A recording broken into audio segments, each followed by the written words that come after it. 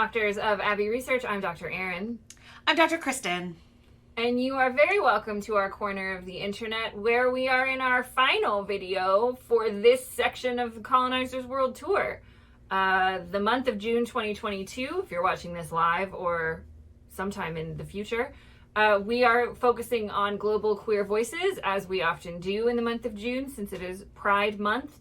And this week we are spending time in the Chechen Republic, which is a part of the Russian Federation. Yesterday, or in the playlist before, we had a lengthy discussion about what it means to be Chechen and what's going on there and where it is and all that stuff. So be sure and check it out if you missed it. And just a bit of housekeeping news, that this will be our last new video on the YouTubes. We'll have an explanation video on our homepage that you can see, but if you're watching this, we're taking a break. Sing Hamilton appropriately, take a break. We're not going upstate, but we are going other places and basically just doing different work for the month of July and August, and we will be back, bless our friends at Hulu, in September for season 5 of The Handmaid's Tale. Made our jobs real easy, friends, and we thank you for it. So if you're jonesing for the good doctors and you want some content, there's only 840 odd other videos here for you to choose from. So have at it, and we hope you have a good summer, and we'll see you in September for The Handmaid's Tale. We know a lot of you who don't watch any of our other stuff will be there for The Handmaid's Tale, so we're looking forward to it. We will also have up and running our Patreon, and we will have some exclusive Handmaid's Tale content and coverage for our Patreon subscribers. So stay up to date on all of those news items. The best way to do that is to sign up for our newsletter. So the link will be in the downstairs for that. And then you'll know when the Patreon's coming, and you'll know when we've got new things a-brewing. So we look forward to you joining us in all of those ways. And now you are going to join us, if you're still here, for our piece of art about Chechnya. And as Dr. Kristen talked about yesterday, this is one of the most critically acclaimed documentaries in recent years to deal with queer experiences around the world. It's a 2020 HBO documentary. It's on HBO Max. It was produced by a French documentary company, I believe, originally, called Welcome to Chechnya. And it is set and takes place at the start of the gay purge, as it is called in Chechnya, which started right around the end of 2017. I know I wrote the date down, and now I'm not finding it as I scroll. Winter of 2017 was when it started. And it is the story of the gay purge, what that meant to gay and lesbian and queer folks in Chechnya. And then it is also the story of how they were assisted and helped by Russian activists, specifically the Russian LGBT network based in Moscow. And we meet a couple of their activists, and they're kind of our narrators as we go through this story. We meet several refugees who have fled and who are in hiding throughout the documentary. And a couple things up front about the documentary that we feel like, if you haven't watched it and you're going to watch us and then maybe decide if you're going to watch it, Dr. Kristen said this already, we don't think you need to watch it necessarily. It is very graphic, graphically violent at some parts. It says that at the start of the film, but it doesn't really go into enough detail for both Dr. Kristen or I. Dr. Kristen watched it before I did, so she got the brunt of that kind of graphicness, and then was able to tell me a little bit about it, especially because it shows footage from cameras, phone footage of people being assaulted and abused for being gay in Chechnya. So that is part of the documentary. They intersperse that found footage with the narration of what's happening in the network and in the refugee shelter in Moscow. And then the other important thing to note about this documentary is they talk about it at the beginning, but again, do not explain it to the extent to which Kristen and I were happy. And that is that in order to protect the people in the documentary, featured in the documentary, especially those who were under immediate threat of harm, the refugees, a lot of their faces are like digitally reconstructed. They're blurred. Their original faces are blurred out and then amalgamated so that they are, it is a human face that you are looking at, but it is not the face of that person, so that they cannot be identified. And you can kind of see the digitization in aspects when you're looking at the faces. But again, this was something that Dr. Kristen had to find out while she was watching it, because she was very confused and concerned for the humans that were being portrayed. And she found a description of it that she shared with me. So we had very similar opinions about the film, but different experiences watching it, because I got the benefit of her watching it before me. And being like, I know you don't like spoilers, but I have to help you with this. Because you really don't want to be surprised by some of this stuff or confused. So that is the guts of the story they are telling. It is about the lived experiences of these people as they literally flee for their lives from persecution for being gay in Chechnya. And so there's several specific stories that get told, and we'll probably talk about a couple of them as we move along. But that is, I think, what you need to know before we get started. It is a very difficult sit. It's difficult to watch and to sit with these stories.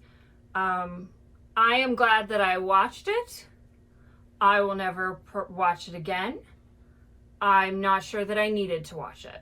So, Dr. Kristen, thoughts and feelings about Welcome to Chechnya?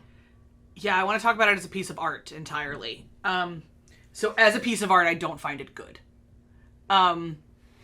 I read the critics' feelings about it, and I think they are, I think any analysis of the art that it is crowded out by two things. One, the necessity of the storytelling, and two, the technology. But like, as a constructed piece of art, it's mismatched and poorly. You are not told as a viewer what is going on, and the content is already traumatic enough. I need you as a director and an editor to take care of me through that process. And they had no interest in doing that. They were not, and I'm not even entirely sure they were that concerned with taking care of the people who were, who were in the shelter, because I don't believe that they can't be identified just because you messed up with their face. Like, bodies have, like, I could, if my brother isn't looking at me and he moves, I can tell who he is. And so all of it felt a little too, just because we can doesn't mean we should. Additionally, in terms of several specific incidences, one, there is graphic, literally they are filming somebody who has just tried to die by suicide. They go in the room with the camera. They zoom in on this individual's wrists. I was infuriated on behalf of that individual. Outside of any triggers for any other people watching this, I was absolutely incandescently furious on behalf of that individual.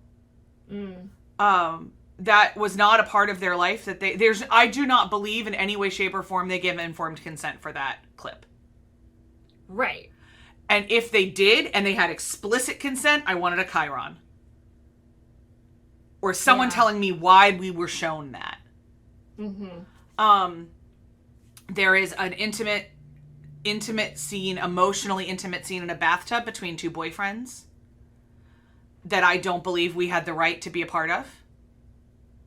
And I struggle. One of them, I believe, gave consent. The other one, I'm not entirely sure ever did. It was dubious, and you could clearly tell how uncomfortable he was on camera. And with the need to keep having these conversations on camera. And I think, like, just to interject really briefly before you continue, to me what it seemed is that the filmmakers thought, like, we have to show you all of it so you understand the severity of it. And that is not a perspective that you and I agree with. At all.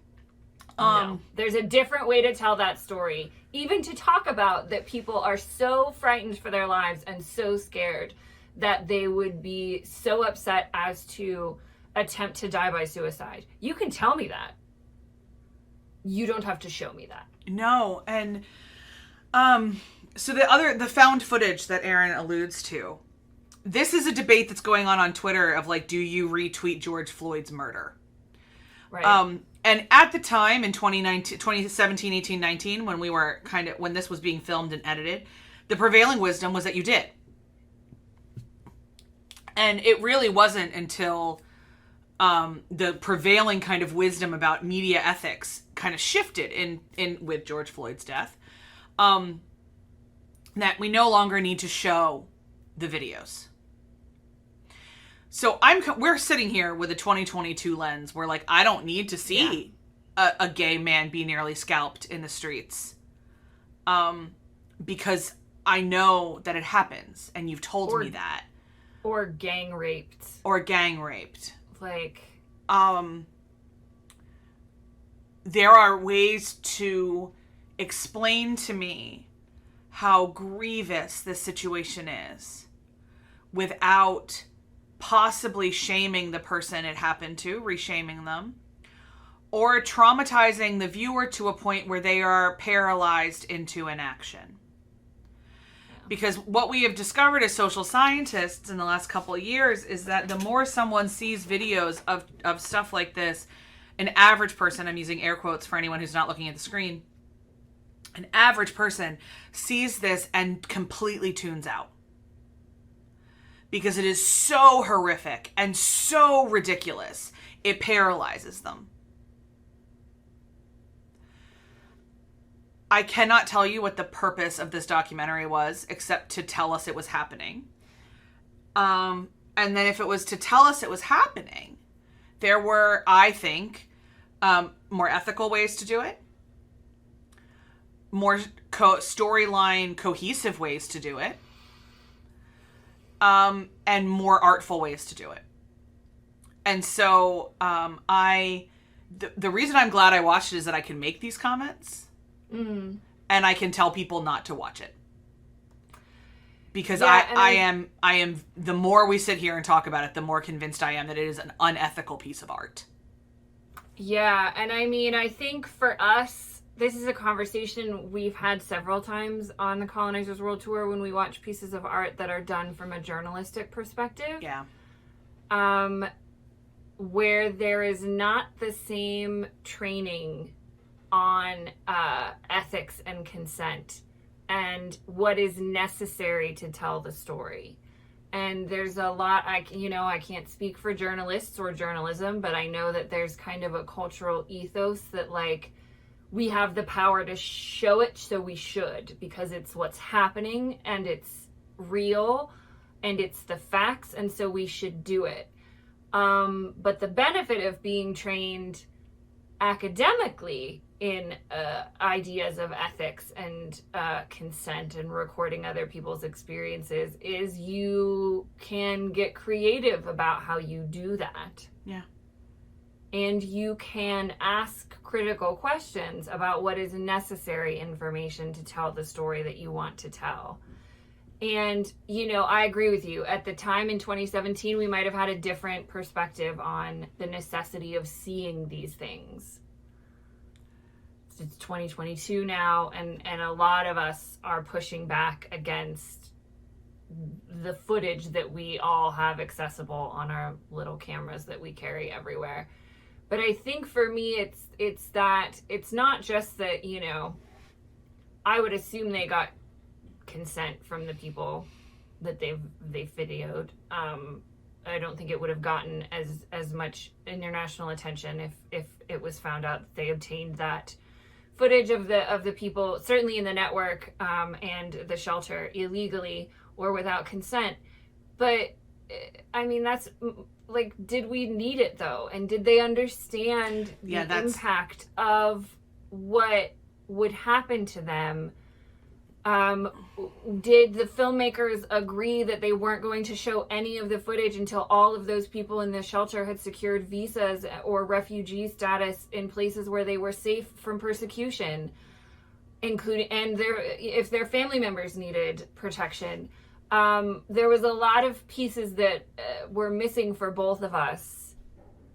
And if you just wanted to tell me the story of how this Russian LGBT network hobbled together in an emergency situation and ability to help, at the end they tell us 151 people escaped. Amazing. I would love that story. That's not this movie. That's not this movie in its entirety. And you can talk about all of the horrible things that were happening in that story without showing us. And like, I think about the scene where the boyfriends that you're talking about, the names that they're given, Grecia and Bogdan, where Grecia is telling Bogdan for the first time what his torture was like.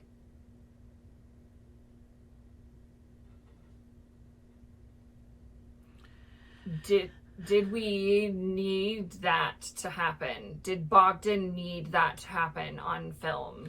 Yeah, and Grecia, like, and you know, they might have consented to it at the time, but like, what about 20 years from now? Or I think about, like, I hear reality stars say that, like, essentially when you agree to be on these things, you sign away specific consent. Like, you sign away specific consent. They get to follow you everywhere and do whatever they want with the footage. And that you don't get final say over what is shown, said, or done. And I don't know if it's a French director and a French filmmaker. I have no idea if they spoke Russian or Chechen. I don't know if Bogdan felt like he had the right to say or had the language ability to say, I don't want to do this. And in the shelter, I don't know if the individual shelter people even had to. I don't know the legality. So if the gatekeeper did and that was it, then that's fine. And maybe none of them said it was okay, and none of them were explained what it was, and they were just said, this is part of living here, because we have to show what's happening out there. There were too many questions for me to not be like, this is actually a piece of violence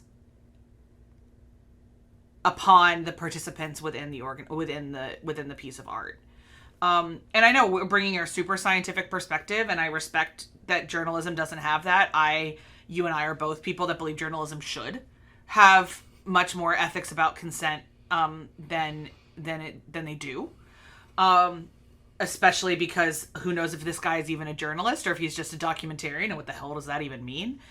But I know French social scientists, that is not social scientist approved in France either. So this isn't like a international, we don't understand French culture. That's possible. But French sociologists and anthropologists also believe in consent. So, yeah. And, you know, and the word that we use in academics is informed consent, right? And informed carries is doing a lot of lifting. Yeah, in that concept, yep.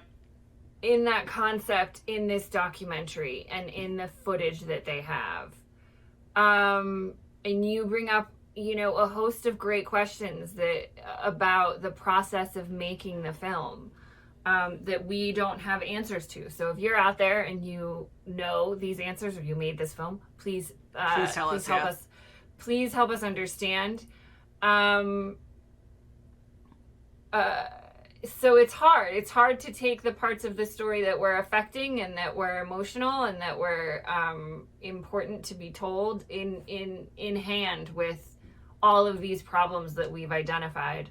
And I'll say the minute I saw the scene of the child's slit wrists is when I tapped out of the documentary, and when I was just kind of always going to be angry.